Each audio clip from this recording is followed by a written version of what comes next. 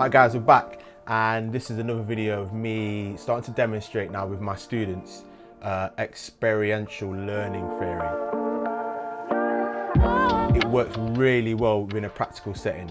Some of the EDI team have come in there, so that's the Equality, Diversity and Inclusion team have come in and given a little bit of history on black music, how the Mobos was started, when it started, why it started.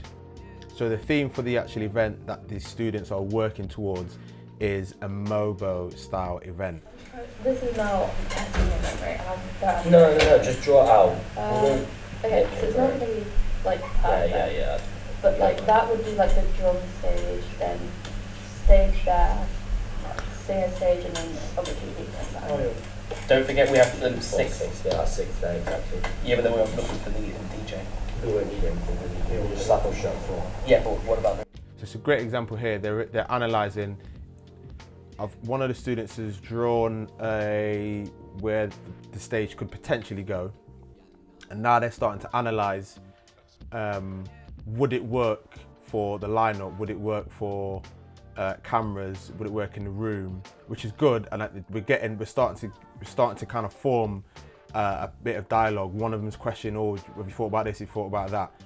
What I am noticing, well, I don't know if I'm noticing it there at the time, but I'm noticing now is these other three on the edge aren't participating as much in the convo. to make it look nice.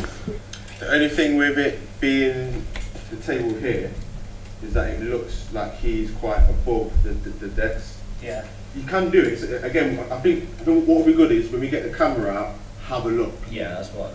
So I know last year did. So I'm encouraging experimentation there. Say no, then we put it straight on the deck, but we had it on the tallest leg, so it was kind of like up here. But let's get the table, let's get the camera out and we'll have a look. We only have 16.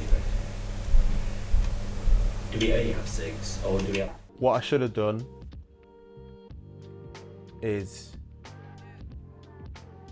bounce that question to some of the students on the side who weren't actively in this convo. So there's one main student here is really getting involved and sort of leading the convo, which is great. And then there was the other student who was writing on the board.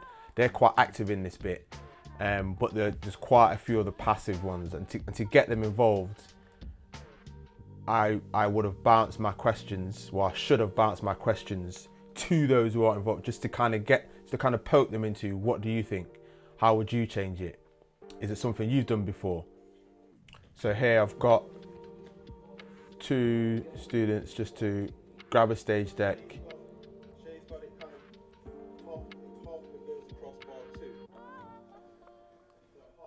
Just to get a feel of what it looks like in the space. As we've got some of the deck out and we're looking at the bars, where lighting's going to go and is that going to work with where the stage is, I've still got 2 students sat at the table not really engaging. One looks like they're falling asleep. So this is where I really notice, okay, those 2 aren't getting involved, and so now I'm going to bring them in. Here, where are you going to put your lights to this side? Can we get out the bar that goes across like that? Oh, you want to get the little crossbar thing? Yeah, you can do that. We can just put like one into him or one on 2. So where would you like it? Jump up for me. Let's say I'm DJ here.